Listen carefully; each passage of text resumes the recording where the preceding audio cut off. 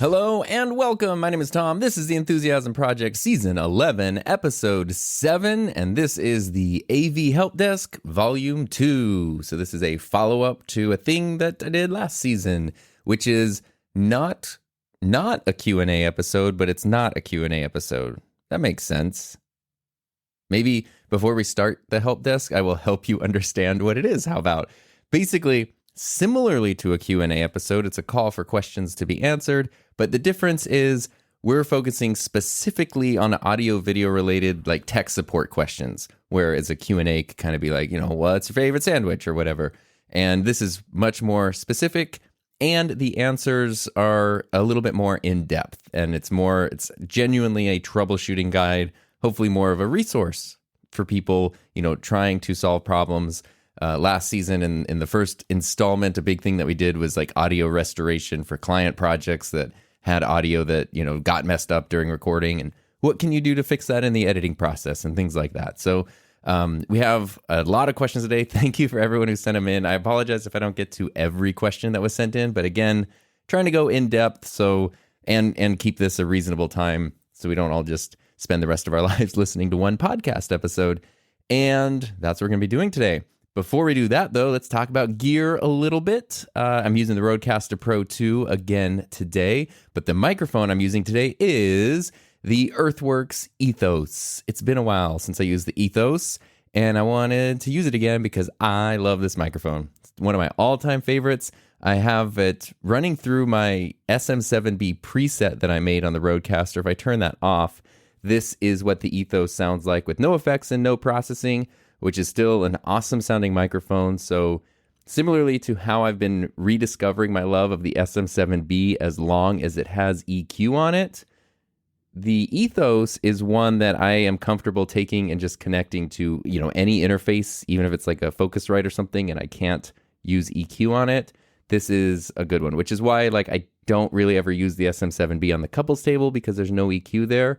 So I always try to use mics that sound good just on their own. The ETHOS being one of them, the stuff like the NT1 or the Lewitts being one of them. But if I add EQ, then I think it just, I just feel like it, it sounds better on my voice and my environment and to my ears and my taste specifically. So this is the Earthworks ETHOS, and that's what I'm using this week. And I can finally reveal that mystery mic that I talked about, that I used in an episode and talked about. And that was, of course, I'm pretty sure it's obvious at this point, the Rode NT1 Signature Series, which came out. It's basically just an updated version of the NT1 that had been around for a long time.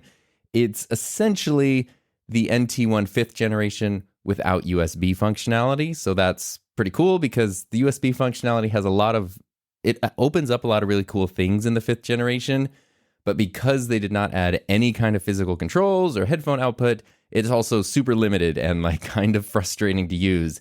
And unless you have a workflow where you can essentially be comfortable using unmonitored USB recording, then I just wouldn't recommend the 5th generation because now you can get the Signature Series, which has the same sound quality at almost half the price. The 5th gen is $250 and the Signature Series is $159, and it comes with the shock mount, with the pop filter, with an XLR cable, everything that you need to get started. It's a great sounding microphone and very little difference from the NT1 that was around before any of these new ones came out. So it's just a slight refresh, a slight change in the sound profile that you won't even notice after EQing it. I think it sounds better out of the box, but once you add an EQ and stuff, they can all sound exactly the same.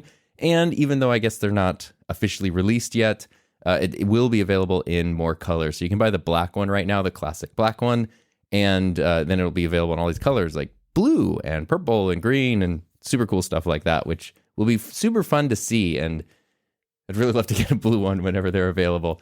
So that's the microphone that I was using. And I was actually using it on multiple couples table live streams too, just on camera, because it looks the same. No one could tell. No one even asked any questions about the microphone when I was using this secret unreleased microphone for multiple weeks before it came out. So that was my mystery mic NT1 Signature Series. And now we can dive in to the AV Helpdesk. So I did a call for questions on YouTube through a community post and Instagram. And I'm only realizing right now, I was kind of confused, like, hey, my YouTube community post like didn't really get like any replies, which not like, hey, where's all my post engagement? But typically, I can kind of count on a decent number. And I realized YouTube's community post thing, if you have a channel and you post on there, this is my help desk problem. It kind of sucks. Like you can't format anything. You can't really include links. You can't format your text. I mean, you can include links, but it's very funky. It's not like I find myself trying to post the same post to Patreon and YouTube members through the community thing. And it's like, I can't just copy and paste like a nicely formatted thing from Patreon into YouTube because it will just mess it up. Sometimes it will just post blank stuff. It won't even do the thing. It doesn't like when you paste text into it. So sometimes you have to retype things from scratch. It's so weird. And what it did this time, I wanted to add an image that said like, it's a photo. It said like AV Help Desk. And then there's a whole prompt on like, hey, this is what it is. Do this. And I realized because I posted an image, YouTube decided to just not show the text prompt anywhere. And I didn't realize that. So that means everyone just saw this random image that said like AV Help Desk with no context. And yeah, so the people who replied to it were people who knew what it was, but it didn't make sense. On Instagram, I was able to do like a story with a question and, the text was there and it made a little more sense. So thank you for everyone who powered through my confusing YouTube post. And let's start, because I'm going to start with one that has kind of already been taken care of for me. And this is a question from Gil on YouTube and says, hey, Tom, how can I seamlessly integrate a NAS system with Final Cut Pro or any other content creation tool? So a NAS system is like a networked server storage system, network access storage. I forget what it stands for right now. It's not the booster thing from Fast and the Furious. It's not that. But Doc Rock answered the question. So he answered it more succinctly than I would have here. So what Gil is asking is basically like, how can I set up a server at home or at an office where I can then edit from there? And the benefit to doing that is your server will back things up for you, and it will take the storage workload off of your computer. So it's like an external hard drive, but typically you can add in a lot more space than you would ever get in an external hard drive. It has a lot more robust backup features and safety features and redundancy and things like that. And it just makes it even easier for multiple computers to access at the same time and share footage and stuff like that. So it's definitely a step above just an external hard drive, but it's not too dissimilar like in purpose from that. And what Doc said was, I got that. I have a Synology NAS with 10 gigabytes Ethernet network, and I can edit directly off the NAS with no proxies. The heavy lift is buying that 10 gigabit Ethernet network component, as they cost a lot more, but they're worth it to me. I can move 20 gigs of data in less than 2 or 3 minutes. And Gil says he's getting the Synology DS923 and a terabyte virtual something or other, but wasn't sure about the networking stuff. So here's where I can kind of chime in. Doc is entirely right. It's all about that network thing for what Gil is asking. Having a super fast network connection to your server is hugely important. And I don't have that. A couple years ago, Heather and I set up one. We have the Synology DS920, which, by the way, the numbers on Synology is just the year. So the 923 is the 900 series from 2023. Mine is the 920 because it was the one from 2020. It's like the same thing otherwise for the most part. And what's really cool about them is they're little server boxes, and you can get them with different numbers of bays. So you can get one that has like a spot for 2 hard drives, spot for 4, spot for 8, and you can just extend it up. And then you can decide how you want to set up this server as you're setting it up. And I avoided doing this for a long time because I hate networking things, and it's so complicated and so frustrating. This was surprisingly achievable. So it wasn't something to be scared of setting it up. And you have all these different options. You can buy different hard drives. So for ours, we have a 4-bay system, and each one has a 16 terabyte hard drive in it. So that is 16 times 4, 64 terabytes of storage on there, which is a lot, although it is filling up a little bit because we have ours set up where one of the drives is purely for backup and redundancy, and I'm not entirely sure how this works through the magic of the server, but it basically means that if one of the other 3 drives dies or fails, that one will have it backed up. And I don't know how it backs up 3 drives to 1 drive. I don't understand it, but we have some redundancy. You could split it. If you have 4 drives, you could have essentially like a 2-drive system that is duplicated. So, copies of everything, like almost like recording with dual SD cards where each card is recording the same thing at the same time. Or you could have no backup and you could just use it for pure storage and live life dangerously if you wanted. There's all these different ways to set them up. And it is wonderful for peace of mind. It's wonderful just to have so easy to archive all your stuff and everything. The problem we have here is that our network sucks. It's horrific. And there's a couple things, I guess. I guess we could set up an internal network, which would involve running a bunch of cables through the attic and things, which we just haven't wanted to do. We've wanted to upgrade our home internet because we have Spectrum, which is just the worst.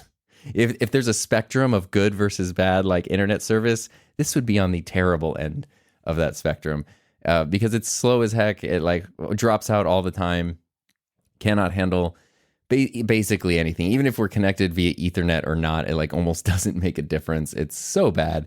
So we want to upgrade to better internet, which is slowly becoming more available in our area. And the big hesitation to do that personally is that it means we or somebody has to crawl around in our very oddly shaped and super cramped hot attic and, drop network lines and punch holes. And it's just, it's a thing that needs to get done, but just hasn't gotten done. So that's why we haven't done that. We don't necessarily need the outside internet because if we're just doing this locally and you just want all of our computers in our house to talk to this one server in our house, we could set up a local network. But I kind of figure if we're going to go through the hassle of setting things up, we should do it for everything, for the outer net as well as the internet, if that makes sense. But the reason I bring that up is because our server, I have not been enjoying it to its full potential since we've had it. It's a great backup thing, but because we're on a slow network, there's no way I could edit projects off of it ever. Just browsing for clips is a nightmare. If I just need to go get an old B-roll clip of a microphone or something from an old video, the time it takes to go through files, have clips load, browse through them, then bring it back onto my computer, it's genuinely a part of the process I dread. And I definitely need to get that fixed as time goes on because it's not fun at all. If you're in Doc's situation, which is where it sounds like Gil is going, and you have super fast internet, 10 gigabyte, 10 GBE. There you go. I see I'm not a networking guy. But when you have really fast networking like that, then the server can become essentially just like an extension of your computer. And the same way that you might import footage to your desktop and then put that into Final Cut Pro or your video editing software, you can just import it to your server and then just edit from there on your computer, which means all of these projects, all these big things, those Final Cut libraries that can bloat up and balloon in size, none of that is taking up any space on your computer, and it's super fast and it's backed up. So you're already dealing with, the redundancy and the protection in that regard. Which is really great. And if you need to share stuff or switch computers, you could just keep, in the case of Final Cut Pro, which doesn't natively have a ton of great features for sharing workloads, you can just keep that whole library and all the footage on your server. You can open it up on, one computer and then just go to another computer that's on the same network, open up that library from the server and pick up right where you left off. And it's a good way if you wanted to share projects or transfer between computers or whatever it might be. Another benefit to servers, which ours, even with its slow internet, can do, is you do have remote access. So if we're out of town and I'm working on a video and there's a clip from, a video from a year ago that I need, and I know what video it's from, I can remotely log into our server, even if it takes a long time, and then go through, find that clip and download it back to my computer again. So it's kind of cool because no matter where you are, you don't have that thing of I had that perfect clip. I had that perfect image for a thumbnail or something, but it's at home. You can access it from anywhere. And that's really cool. There's a bunch of different systems out there. The Synology ones do seem to be the best. It's not cheap to set up, a 64 terabyte server. I think ours, all said and done, ended up being about $1,800. But we were able to get some Black Friday deals a couple years ago on it. And hey, it's around that time of year, so you might be able to get some really cool discounts on servers and drives and things. All right, next question comes from LBFam421. I'm a beginner, late to the party, have a Rodecaster Pro 2. Where do I begin? And somebody said, oh, just watch Tom's videos. Yes, I have a lot of videos about the Rodecaster Pro 2, but honestly, if you don't know where to begin and you're just looking at this thing filled with lights, what I would really recommend is checking out Rode's official customer support user guide. And as much like criticism as I've given Rode and their marketing over the past couple of years, one area where they've improved a ton is with their user guides. Basically, every product has a really robust user guide on their website, and the more complex products like the Rodecasters have really, really in-depth user guides. And it makes sense that they don't include these with the product anymore. Like, you don't really get an instruction book with them because they're updated so often that it would be impossible to keep it up to date. And the same even kind of goes like with my videos. There's helpful stuff there, and it can be a benefit to have somebody explain stuff, hopefully in a clear way, especially if it's someone you enjoy learning stuff from, and they can explain it in a clear way and show you through video what's happening. But the cool thing about the Rode user guides is they seem to be updated all the time. So every time there's a firmware update or something, just they have found something is unclear to customers, they modify it and update it. So it, especially from pure beginner standpoint, that's what I would kind of recommend doing. So the easiest way to get to that is if you just like Google Rodecaster Pro 2 and you go to the official Rode website, the product page for it, there's a user guide thing right at the top. And the same thing goes with pretty much all their products. And as you scroll down that page, it covers everything: how to set up your channels and outputs, USB connections, callers and online guests, using the smart pads, using the onboard processing and EQ, recording and exporting your audio, using all the Rode Central apps on your computer, how to deal with firmware and all that kind of stuff. And each section dives into quite a bit of detail, which is really, really nice. And Rode does also have a YouTube channel, so they have a lot of embedded videos too for specific things. So it'll show you very specifically. It's all written in plain English, so it's easy to understand. You don't have to like necessarily know a bunch about audio processing to understand it. They've done an amazing job on their user guides. So what I would recommend, if you don't know where to begin, is to dig into that user guide. And the way to do that is purposefully. So not like, I have 15 minutes, I'm going to try to, do like a crunch study session and learn everything about the Rodecaster, because it'll just be stressful and overwhelming. Like, find a time when you have, I don't know, an afternoon or a couple of hours where there's no time constraints, no external pressure for, you learning this stuff, and you can just kind of sit and dig in. There's also no substitute for just, pushing buttons and poking around and seeing what does what. But the user guide can kind of, maybe be a more structured way of doing that too. And the thing to remember too is you don't have to memorize the whole user guide. You go through and you sort of figure out how everything works. But say you never plan on connecting a Bluetooth device or bringing in like an online guest or something, you'll probably forget how to use all those features, and that's okay. You don't need to use them. You don't even know how to use them. It'll be totally fine. You also don't have to go through the whole thing at once, which I know seems obvious, but it can be overwhelming. Like, there's so much info and so much different things. Go through. Start at the top, because it's pretty cut and dry about how to like master the Rodecaster Pro 2, as they say on here. So start at the beginning and, make sure you know what all the buttons are. Make sure you know what all the dials and the faders and the inputs and the outputs are. And then you can learn the basics. Maybe you want to learn how to set up channels and outputs, and that's it for the day. You're done. And then when you feel re-energized at a later time, jump back in and then learn about like USB and online callers and smart pads and all that other stuff. So don't feel like you have to, remember all of this info at once. The official user guide is an amazing resource. It is always there. It's always updated. And that's what I would recommend getting started with the Rodecaster. If you're just like genuinely like, I opened it up and I don't know what to do, that's what I recommend you do. Our last question was also from Gil. Our last question from YouTube, I should say, not our last question. Said, hey, one more question. What method of powering your camera for unlimited power? I use a dummy battery, but when I need to use the cameras outside the studio, I hate unplugging the dummy battery and finding a fully charged one. Dummy batteries are great. I know we've talked about them before in past episodes. The problem I've had is finding reliable ones for specific camera models. So sometimes, like, Canon cameras it's very easy to find official, reliable dummy batteries.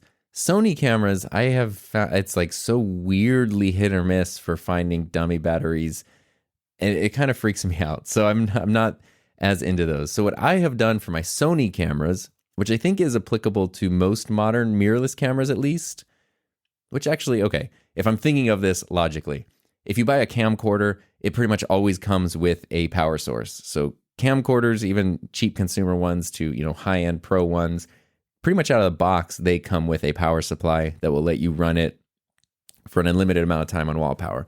Cinema cameras, same thing. Like if you buy a Canon C300 or something, or a Sony FX6, I think the FX6 comes with a power supply. Those high-end cameras, at least historically, have always come with power supplies. It's kind of the middle ground. Anything from, the ZV-E10 level all the way up to even like the FX3 and some of the, basically $500 to $5,000 cameras. That's where you're like, how do I run this thing on unlimited power? And what I have done with my Sony cameras, it took me a while to dial this in just right, is I found a 65 watt USB like charger thing just on Amazon. It's 65 watts and it has 2 USB-C outputs. And I tried all these different ones. I tried all these different USB charger plug things. And the problem I was having is I would connect them to my camera. My camera would say that it was getting power. If the camera was off, it would charge. But if the camera was on and I was doing a stream, the battery would still drain. It would just drain more slowly than it would if it weren't plugged in at all, but it still would drain. And so I was always at risk of the camera shutting down in a longer stream or something. And the 65 watt USB adapter, doesn't give that problem at all. It will charge the cameras and it will keep them running unlimited because the FX3, the A7S3, the A7 IV, they'll have USB-C inputs and it just immediately picks it up, and then that's it. I can have the battery, and then the battery just stays in the camera fully charged, and it works really well. And a benefit there is I don't have to keep the battery door open or take the battery door off or anything like that. I know Canon, again, has been better about there's usually a little rubber flap you can put a dummy battery in and then run the cable through this little port that kind of opens up, and that way the camera stays a little more sealed and protected, especially if you're using it outdoors. But for Sony, I have found this USB thing to be the best, and I like that it has 2 outputs because I'll put a link in the description to this episode.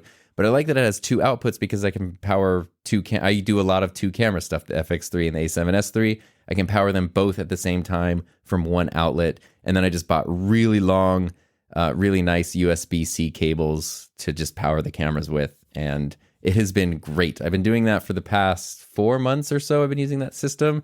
And it has been it's one of those things, I wish I'd done it sooner. Probably whenever we get our network updated for the server, I'm going to be like, oh my God, why did we not do this on day one?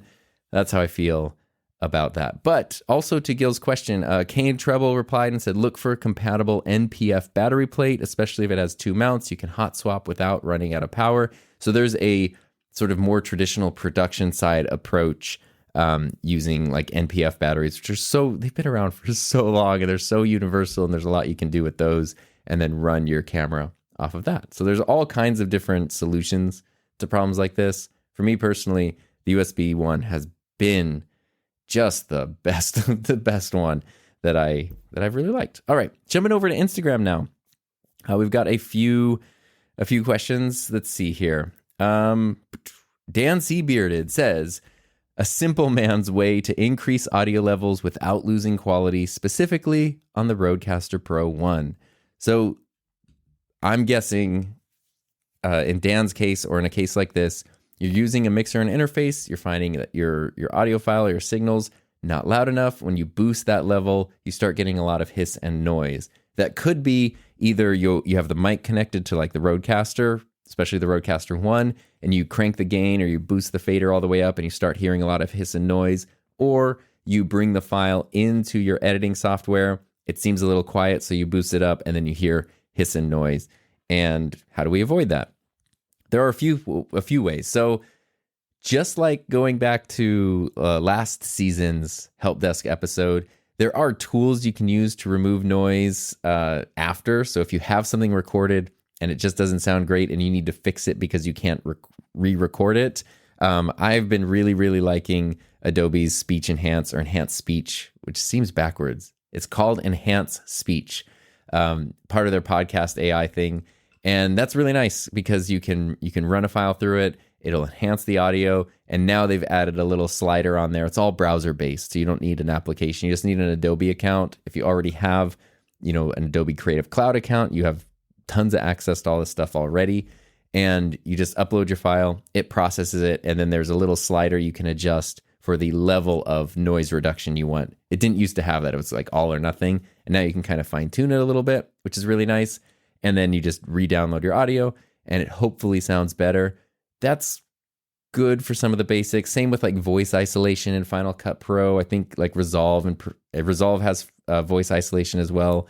And I think Premiere has a built-in one too, especially because Adobe makes the enhanced speech tool to begin with.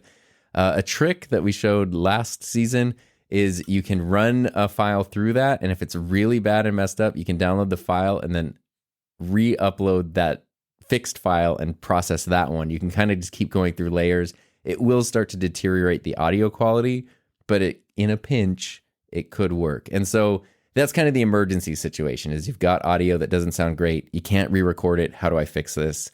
That's sort of that way to do it. The other thing is to sort of, it's almost like crutches and band-aids, which would be things like noise gates. The original Rodecaster has a noise gate built in. I don't particularly like it. I find that it's way too harsh and I can never get it dialed in where it didn't sound like it was opening and closing and being distracting. So I kind of prefer to just have noisier audio rather than the noise gate turning on and off because it made the noise stand out a little bit more. But if you're running a mic through like another interface or recording into software on your computer, some of that software can have noise gates as well that you can dial in. But the best way to get clean audio is to start at the source, right? It's just like working with a camera. If you over or underexpose an image, there are things you can do to try to fix that. But you have the same problem, right? If you have an underexposed image and you bring it into your editing software and you try to brighten it up, you're going to start seeing a bunch of noise. And then you might have to put some like denoising filters on there, which make everything look plasticky. And then you add sharpening, which then makes it look digital and fake. And you might be able to clean it up and make it usable, but it's never going to look quite as good as it would if you had just nailed the exposure in camera. Same thing with the microphones, with the audio. There's stuff you can do through processing, stuff you can do through EQ, but if you can find a way to nail it in your interface, in your actual recording, then it is going to sound so much better. Like your end result is just going to be so much better. So with the Rodecaster 1, and like Dan, I know you're set up a little more specifically, but just speaking generally, I don't think you're referring to a condenser microphone. But if someone is using a condenser microphone with basically any interface, you should be able to get a perfect level without any other tools needed because condenser microphones will run on phantom power, and then they usually provide more than enough gain for any interface to deal with. And so on the Rodecaster specifically, what you would want to do is when you have your channel selected, you can see your audio bouncing up and down, and Rode gives you this range. It's like these green lines that kind of give you an ideal range of where you want your gain to be, and you just turn your gain dial up or down until your audio is sort of averaging out in the middle of that area, and then things are probably going to sound pretty good. And that's going to adjust your input gain. This would go for any microphone, but if you have a condenser, you can just do that right away. It's going to sound great. And then when you go to your actual fader on the front of the mixer, starting with the fader set to the unity mark is a good place to go.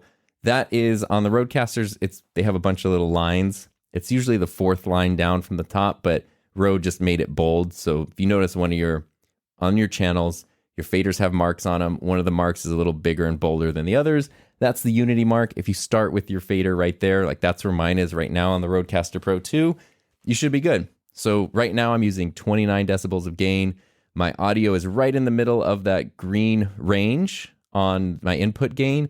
And then in my mix, I just have the fader at the unity mark, and my level is fine. I can even see a little bit of the compressor kicking in, which would mean that my signal, if anything, is a little bit too loud, but I'm okay with how it sounds here. Same thing on the original Rodecaster. Once you have your fader set to the unity mark, in theory, you shouldn't really need to adjust it, but there are so many variables and voices and environments and preference and mix and all this stuff, so you might find yourself needing to bump it up a little bit or lower it down a little bit. But if you can get a good signal where your fader sounds good at the unity mark, that means your audio is probably going to sound pretty decent, because you're not going to have to max out your fader, the fader on that channel, and introduce all that noise. Now, what's probably happening, and what a more common problem is with dynamic microphones, because a lot of times, especially something like the SM7B, it's very gain hungry. Newer mixers, like the newer Rodecasters and things like that, have plenty of built-in gain to power those without needing anything else. But older ones, like the original Rodecaster and the older Focusrites and stuff, they do not have enough gain a lot of times to really power the power dynamic microphones, give them enough gain without introducing a lot of noise. So even if you can get the signal where you want it, like I know using the SM7B on my original Rodecaster, I would always have to max out the gain, and you would hear me just fine, but there was a lot of hiss and noise, and that doesn't sound great. So the first way to get around that is just to add a booster. Well, really the way to get around that is to add a booster, and that's going to give you, the original Rodecaster specifically has 55 decibels of gain. I know when I use my SM7B on the Rodecaster Pro 2, I have it set at 59 decibels because it has 76 built in.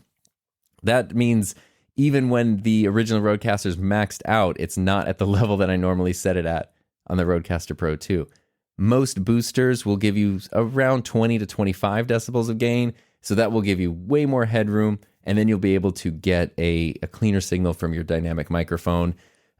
Cloud lifters are the most popular ones. They're almost like the Kleenex of audio boosters, because it's just, everyone just calls boosters cloud lifters, whether or not they are actual cloud lifters.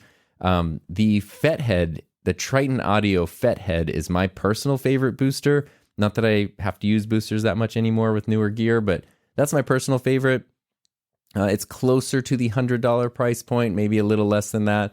But I find that it works really well, and it can also sometimes plug directly into either a microphone or an interface, and can sometimes eliminate the need for a patch cable, because a lot of times you'll need to have a cable that goes from the interface to the booster, and then from the booster to the microphone. A lot of it depends on your setup, the mic you're using, the mount or the boom arm that the mic is on, and what fits where, and all these variables. The Fethead I found to be the most compatible. The best budget option, though, is the Clark Technic CT1. Clark is spelled with a K, and actually Technic is spelled with a K in the middle as well. Clark Technic CT1. Sometimes that can be like $35 or $40, and it is a great booster. It sounds awesome. It's just not quite... I don't like its sound quality quite as much as the Fethead, although I don't know any sane person would notice the difference.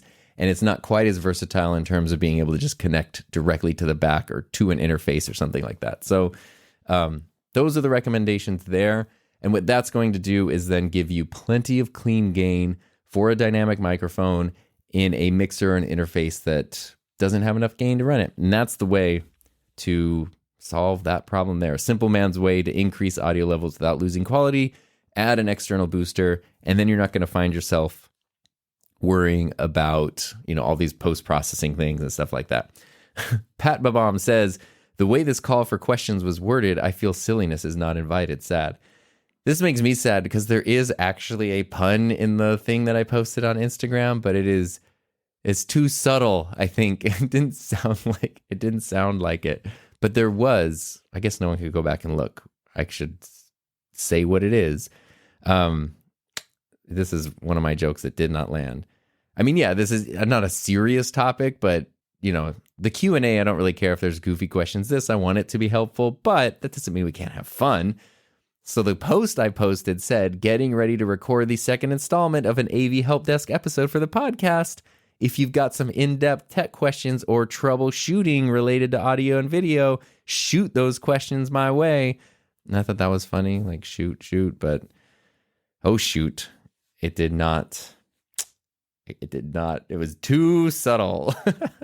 So there we go. Let's jump over here to, here's a great question.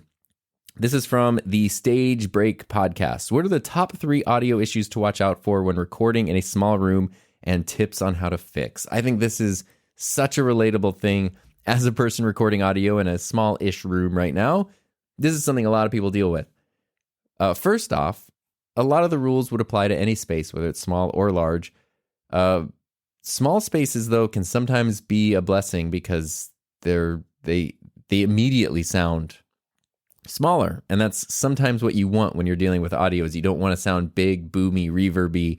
If you're doing spoken word, if you're recording music, that might be exactly what you're going for. But spoken word, typically you want things to be a little deader sounding, a little less roomy, reverby, boomy.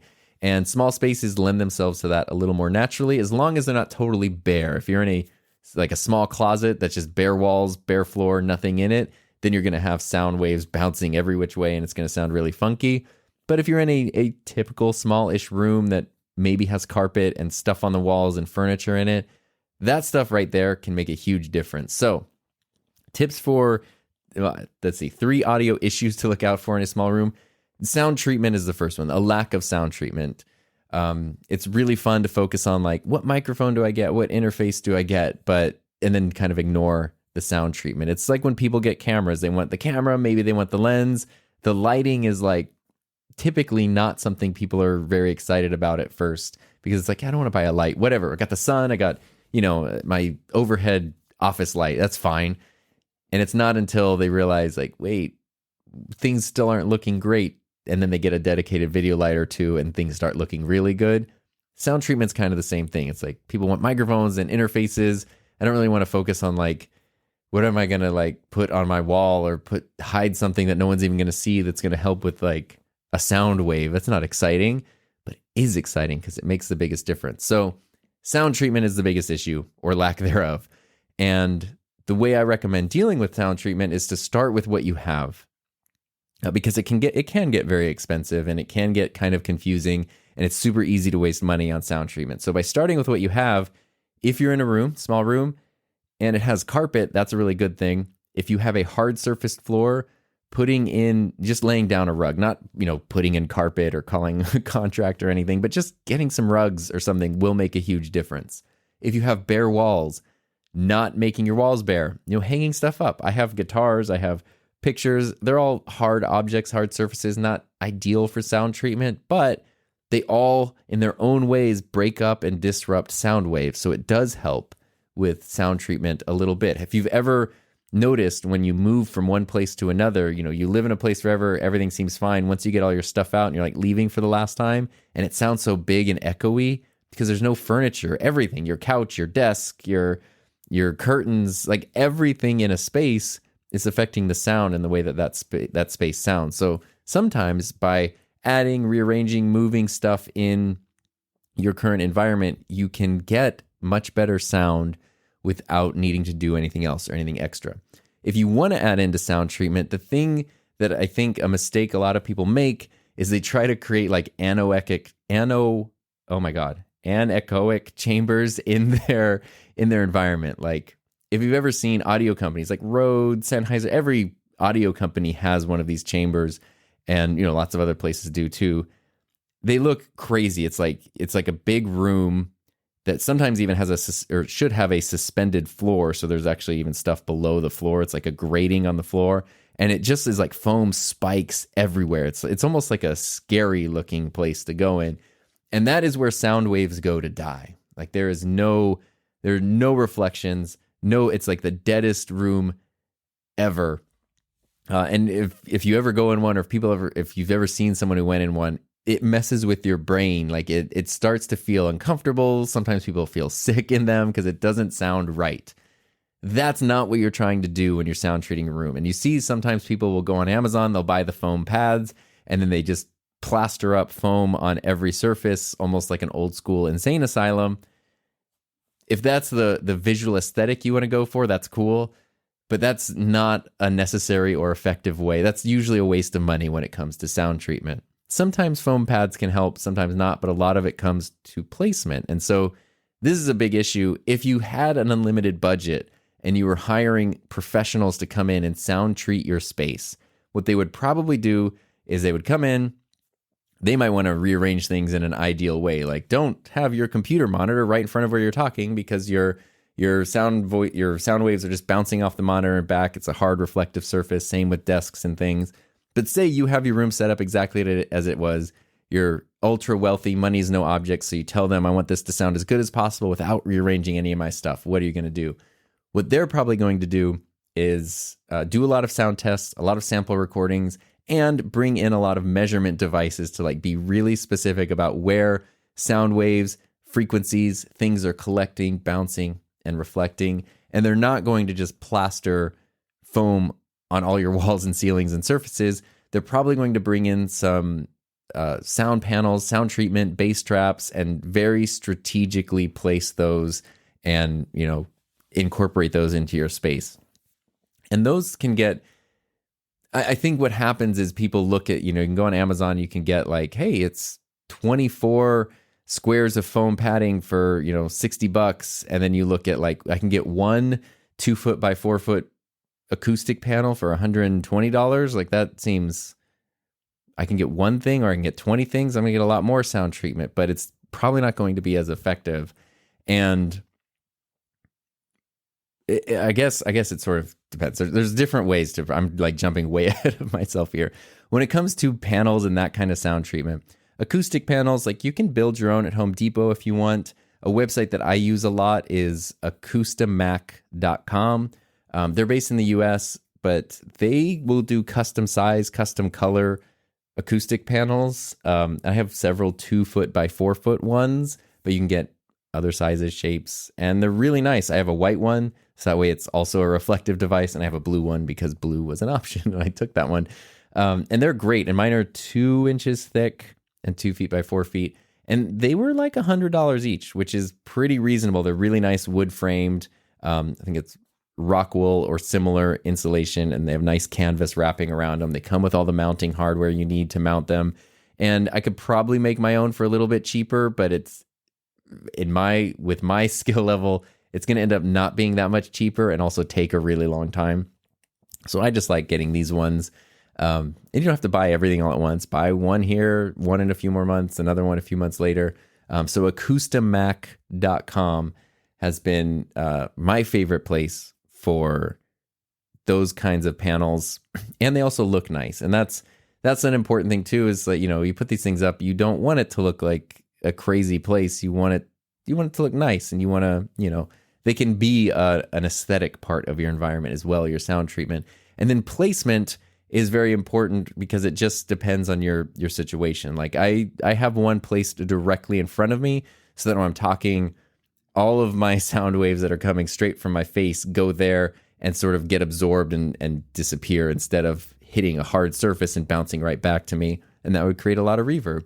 I also have one directly above me because I noticed that in my space with the desk and the walls, a lot of sound waves were like hitting those surfaces and then bouncing up to the ceiling and coming back down. And that was creating reverb and boominess and just unpleasantness. So by putting a panel directly above me, it sort of stopped that from happening. And just those 2 panels by themselves made a world of difference. I could probably add in some more on other sides and stuff, but those 2 have been more than enough for me as well. If you notice weird stuff is happening in corners and stuff, that's where bass traps, they almost look like triangular, like wedge-shaped things that are big and thick, and you put those in like corners where walls meet floors or ceilings meet walls, that kind of thing.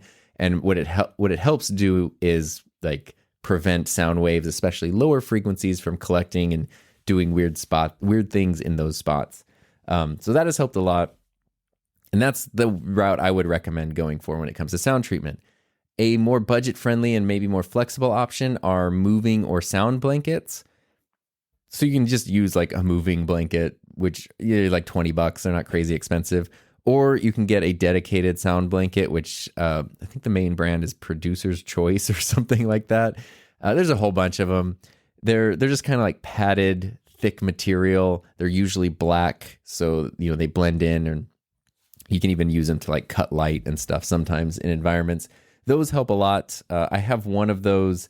There's a window in my office, and I have the sound blanket covering the window almost like a drape, so it blocks all the light from coming in. It also helps to keep some of the sound from coming in that window. In the case of this space, that window is never opened. I don't use it, so for all intents and purposes, it's not there. And then I have my rolling paper backdrops over it, so you don't actually even see the sound blanket ever. It's just there. And stuff like that really does help. You can just hang sound blankets on walls, and it does give a very dark, black production type vibe, but sometimes that's what people are going for. They're easy though to also like hang off of a C-stand, hang off of, you can drape them, hang them, move them. They're a little more flexible if you don't want to set something up permanently, or you want to be able to move things around. Sound blankets, moving blankets make a big difference. So that's sound treatment is the number one thing I would say to look for when recording in a small space. And the other things then come down to like your mic positioning and placement. I think that's a big one. People sometimes don't necessarily pay attention to, let's put it this way. I've seen a lot of people talk into the top of side address condenser microphones. You get a microphone and you just sort of don't even figure out like where you need to place it for it to sound its best. What part of it do you even talk into? You just talk at the whole microphone, and that's not going to sound that good. Like the microphone I'm using right now is an end address microphone. I'm talking into the top of it, but if I talked into the side, this is what it would sound like, and you can still hear me, and it sounds better than no microphone, but it also, my voice sounds very different and weird now, whereas if I go back to the end, now you have all of those frequencies and that rich fullness. And so a lot of people will do this, and they'll talk on the side, and they're going to go, oh, the mic doesn't sound as good as I wanted it to, or maybe they won't even notice. And they'll just kind of use this level of audio quality, which could be easily fixed by just learning how to use your microphone a little bit more. So that's kind of the other big thing, like we took care of our space with sound treatment, and now we're dealing with our mic placement and that kind of thing. And then this is more of a pet peeve maybe than a general tip, but please be aware of your environment. This happened with my students so much when I was teaching, where I can't tell you the number of projects that I would get where students would film at home and there would be a smoke detector beeping in the background, like when the battery's dead, and every minute it just goes like beep. And that would just be throughout the whole video. And I remember like this happened not just once, but like many, many times at many different grades, many different like socioeconomic statuses, different schools and different districts. It happened like all the time. And I would always say like, how do you not notice this beeping sound? I know whenever our smoke detectors make that sound, I instantly like change all the batteries. Like I don't want to hear that sound anymore. But the reason I bring that up is because they don't even notice it anymore. They're like, I'm sure it was annoying the first day or two, and then everyone in the house just got used to it, and nobody thinks about it anymore, and they don't even notice it, so much so that they're recording audio in that environment. And that's kind of an extreme example because it's something that should be noticed, but you might be used to your space and forget that you live near an airport, a railroad track, a busy street, whatever, a landscaping equipment testing company, I don't know, whatever it might be, where you have these external noises and you're just used to them. So you're like, hey, my space is nice and quiet. Things sound good. I'm going to record. And there's just some crazy sound in the background the whole time that you're not even aware of. So sometimes when you're setting up your space, being aware of doing a test recording and then listening to it with like fresh ears as much as possible, objective ears, like really pretend you've never heard anything recorded in this space before, listen to it. What sounds are you hearing, and can you do anything about it? Can you adjust? Can you move something, turn something off? Can you adjust your recording schedule to not coincide with like loud noises? Is it something you just have to deal with? Like how do you want to address that stuff? But there are a lot of things that just sort of become white noise to us because we hear them all the time, but to a new person listening to what you're recording, it's going to be very, very distracting. All right. Chadwick Schultz says, who also has an amazing channel, by the way, I want to know how you decide what mic to use for each podcast recording.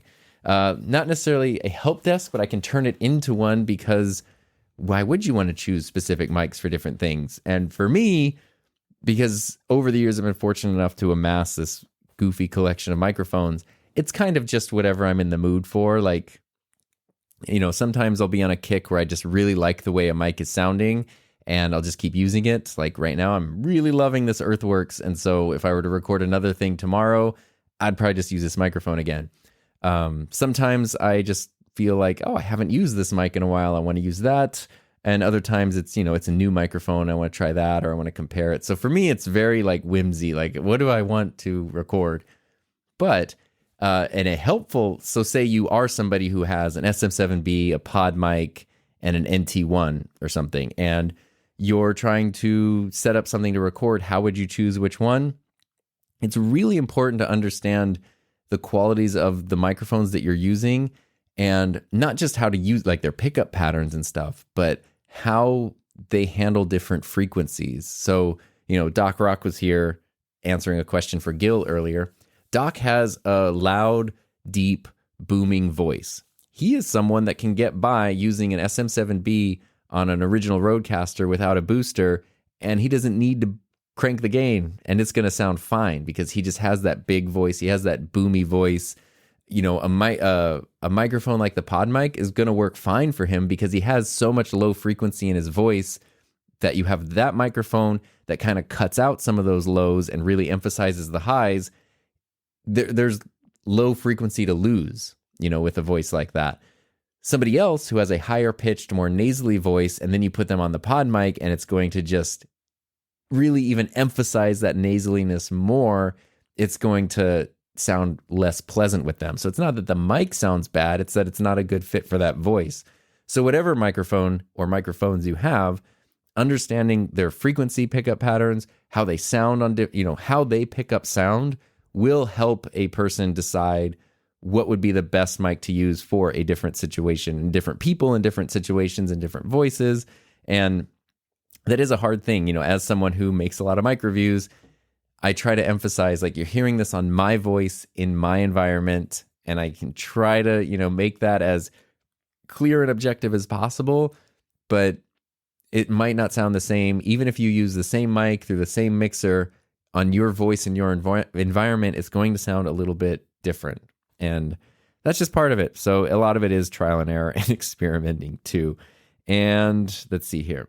Matthew Pate says, can you go over your camera settings and profile settings for the Sony?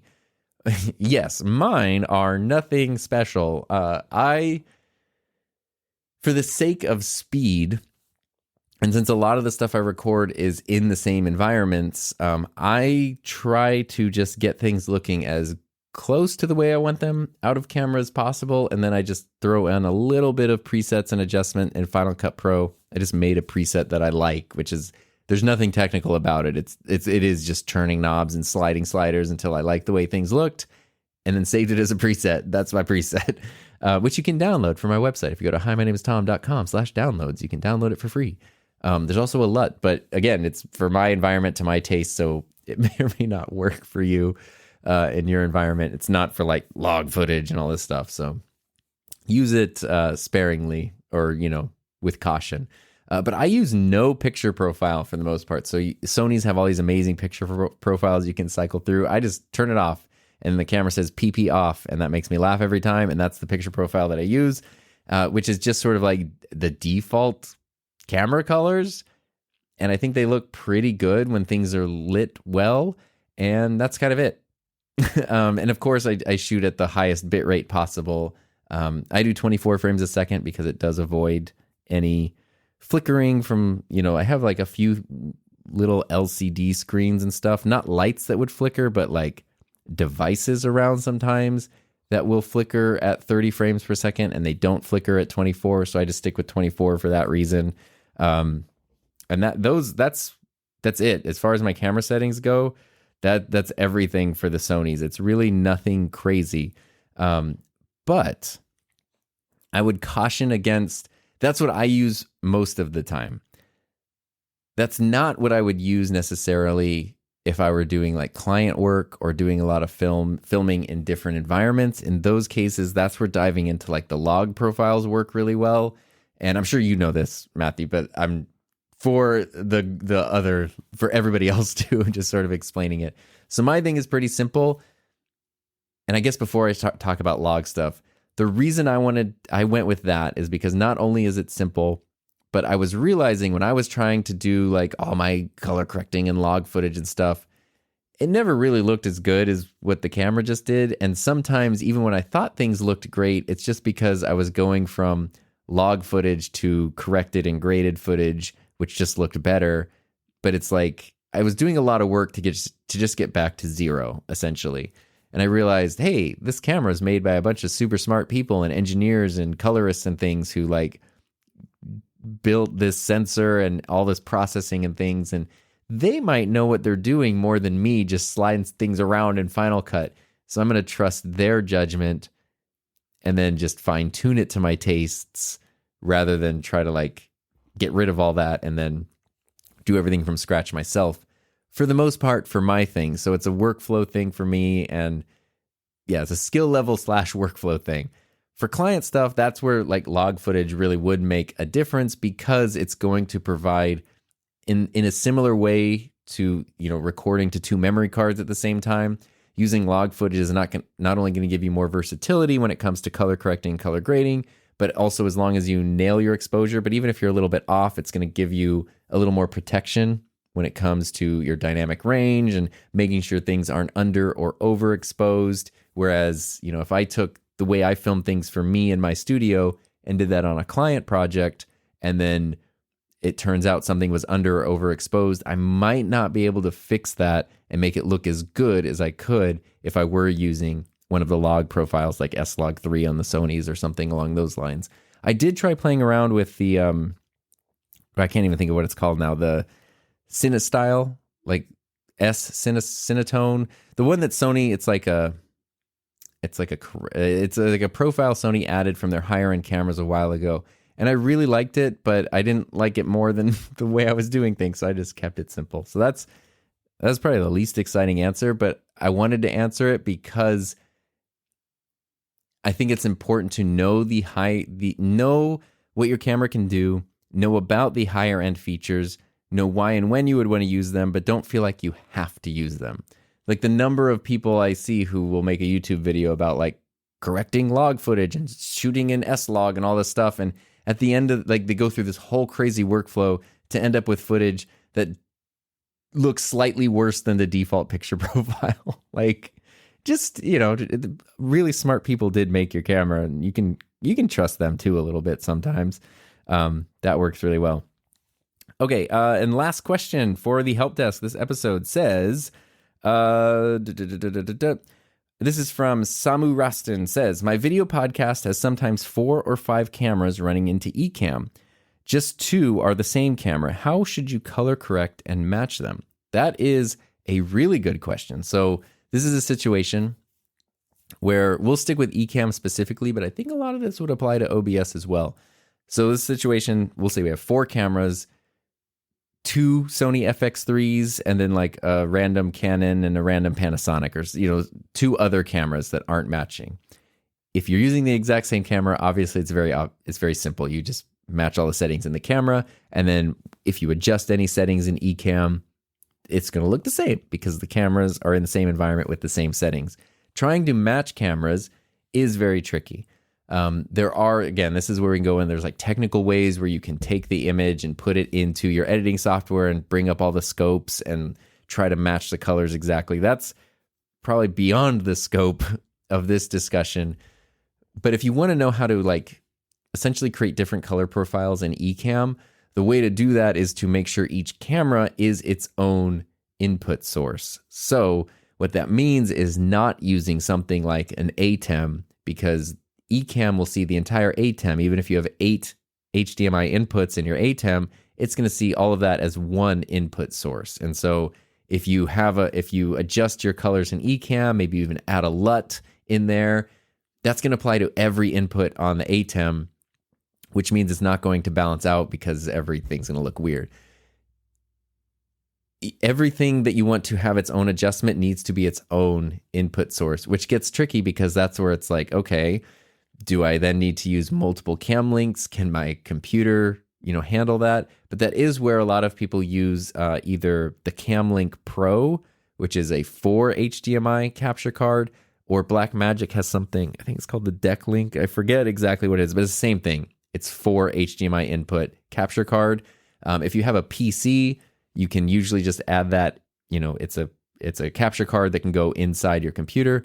If you don't have a PC, if you're running on a Mac, or you have a PC that doesn't have an available slot, you can then get an external housing, put that card in the housing, and then you basically have a 4 input capture card, external capture card that you can connect to your computer externally. And what's cool about those is it will take one input to the computer, but each of those 4 HDMI sources will show up as its own input in software like Ecamm or OBS. And then what you could do is, your, say, inputs 1 and 2 were your 2 Sony FX3s. You can dial in your colors there, have that, input 1, cool, here's my color settings, or LUT, whatever you want to add in Ecamm. Input number 2, you can select and adjust that. But then input 3 is your Canon camera, say. You can then choose input 3 and create specific colors for that, or add a specific LUT for that. Camera 4 is a Panasonic or something else. You can choose 4 and then do that. And now when you switch between those things, Ecamm will switch the source, and each source is going to have its own color settings applied to it. So as long as each thing can be its own input source, that could be as simple as, connecting it via USB. It doesn't have to be a crazy external capture card situation, but what I would do if I were using 4 different high-end cameras and I wanted things to look as good as possible, I would then get one of those capture cards. And the benefit too is that the Camlink Pro and the Blackmagic one are both 4K as well. So whereas, the ATEMs are currently limited to 1080, now you're bringing in 4K, up to 4K resolution sources, which is really, really cool. And then adjusting your colors and creating different settings for each source within Ecamm is super simple, because in your camera menu pane that pops up in Ecamm, you just select, there's a drop-down menu, you just click it, and then you have all your sources there. You select the one you want, adjust the colors, and you're good to go. And then if you're going to be switching things a lot, learning to make a LUT is a pretty simple process, especially if you have Photoshop. There are a million tutorials out there, but if you can make your own LUT, and then that way, if you uninstall or reinstall Ecamm, settings get messed up, instead of having to remember what everything was. Not that there's anything wrong with just writing it all down, like write down the settings you have for each camera and you can match them whenever you need to. But if you lose them and you just want to quickly re-add it, you can just throw your own LUT, your own preset on there, because Ecamm will accept LUTs. I'm sure OBS will too. And then you will be all set. Alrighty, so wow. I don't even remember what happened to time. This went fast. There were a couple other questions, but for the sake of time, I think that's where we're going to wrap it up right now. I really do appreciate all of the questions. It's fun to kind of dive in to things like this in a little more depth than I would in like a normal Q&A episode. It is fun to kind of keep things in a relative specific theme and topic. So that's really helpful. And I guess the last caveat, maybe I should have said this at the beginning, everything I'm saying, everything I'm sharing is just my thoughts and my solution and my approach. There are probably a lot of different ways to solve some of these problems, some maybe even more efficient or smarter than what I've suggested. So just know this is just my perspective. It's not necessarily the way to do it. It's just my way of doing it. And if you're listening to something and you're shouting at your speakers the whole time because you hate the advice that I'm giving, feel free to send in a message and, suggest a different way, a better way, and I'd happily share that in a future episode as well, because the most important thing is that it's actually helpful to people, right? That's what we really want. So this has been the AV Help Desk, Volume 2. Thank you for listening. I hope you enjoyed. Hope you learned something. Hope you had some fun. Thanks again to everyone who sent in questions. And I hope you have a safe, happy, healthy, fun rest of your week. And I will see you next time.